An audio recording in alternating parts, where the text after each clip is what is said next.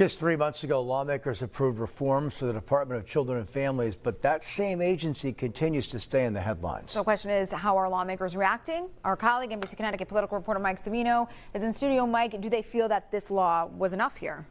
Amber and Kevin, there are pieces of this law that will help in this situation. Things like training, more incentives to get new workers in. Those will start to take effect in this fall. But lawmakers knew this was a long-term project. And maybe the most important part of that law is the creation of an oversight committee to assess the situation and make more recommendations. Still, some of these lawmakers say the situation just keeps getting worse.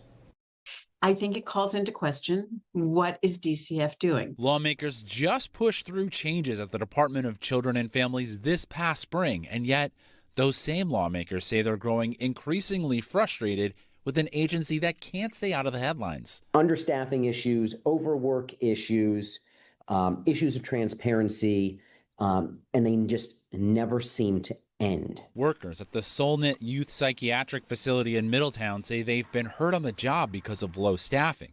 DCF recently investigated 80 child fatalities and near deaths between January of 2025 and May of this year. NBC Connecticut obtained that data showing DCF had relevant cases with families in 28 of those incidents.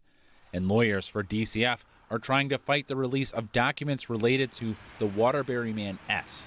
Lawyers for that man want information on how DCF handled an investigation into his family. It has to be acknowledged that these reports are painful to read. DCF issued a lengthy statement saying it's working to fix the ongoing problems, including working with partners to examine how systems respond collectively and where improvements can be made to promote positive outcomes for all children and families involved with our department. Lawmakers are in the process of forming an oversight committee that will recommend more changes, but key legislators feel DCF hasn't been open with them. I am not seeing a reaching out, a transparency, a working together. It's just a constant finger pointing game of blaming somebody else and refusing to admit that DCF, as an agency, has problems.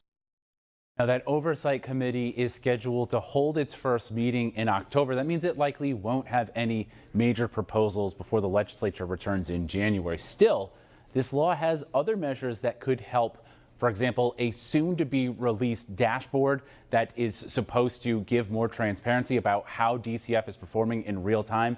That should be up and running very soon. From the studio, Mike Savino, NBC Connecticut News.